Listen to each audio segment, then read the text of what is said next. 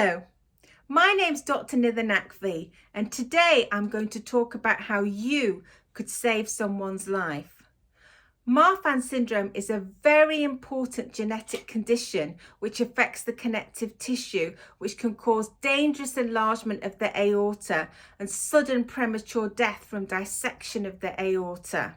So it's very important to make the diagnosis as early as possible.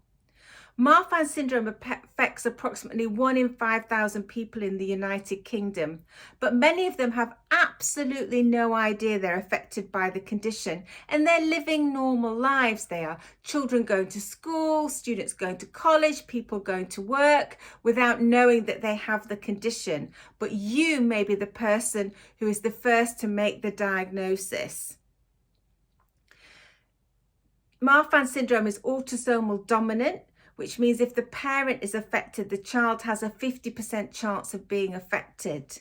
But we know there are families where a parent and children are affected, but nobody knows. And the diagnosis is only made when one person suffers a terrible event. And that's what we really want to prevent.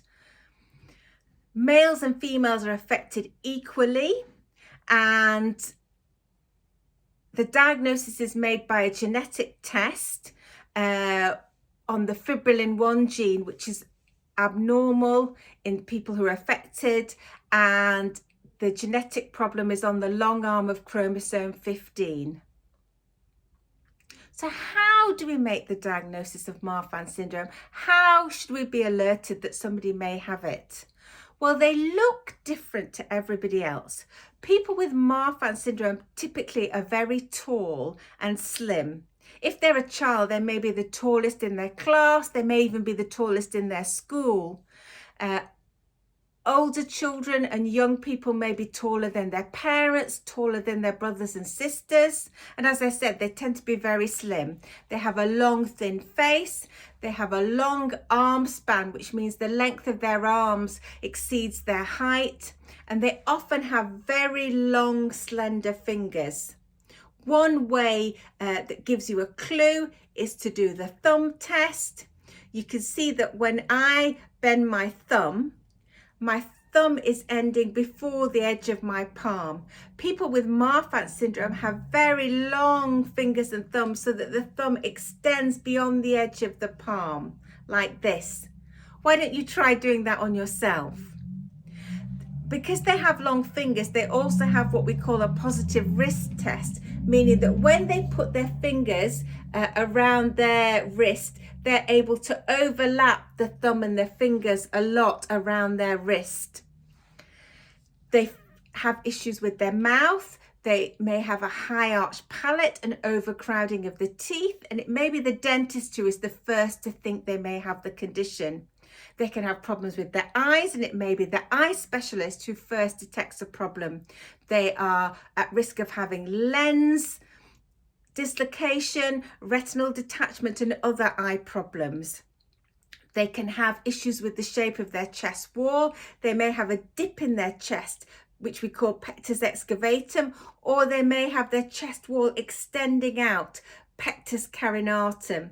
They may have problems with their back, such as scoliosis. They often have a lot of stretch marks, and they may have flat feet.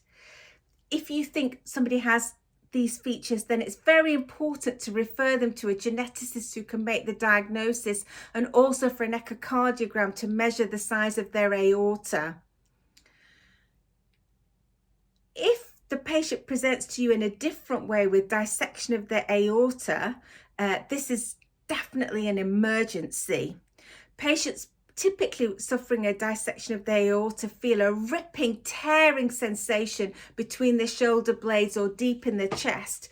But sometimes they may have a more generalized severe chest pain, or more of a pressure on their chest, or they may have abdominal pain if the dissection is lower down. Cardiac tests may be normal. They may have a normal ECG, they may have normal cardiac enzymes, but that does not mean that they don't have a very serious condition. So if you are the A&E doctor or the GP seeing them presenting with chest pain or severe back pain, please consider doing an urgent CT scan. That's the gold standard test and should give you an answer straight away, and then you can refer them urgently to surgery.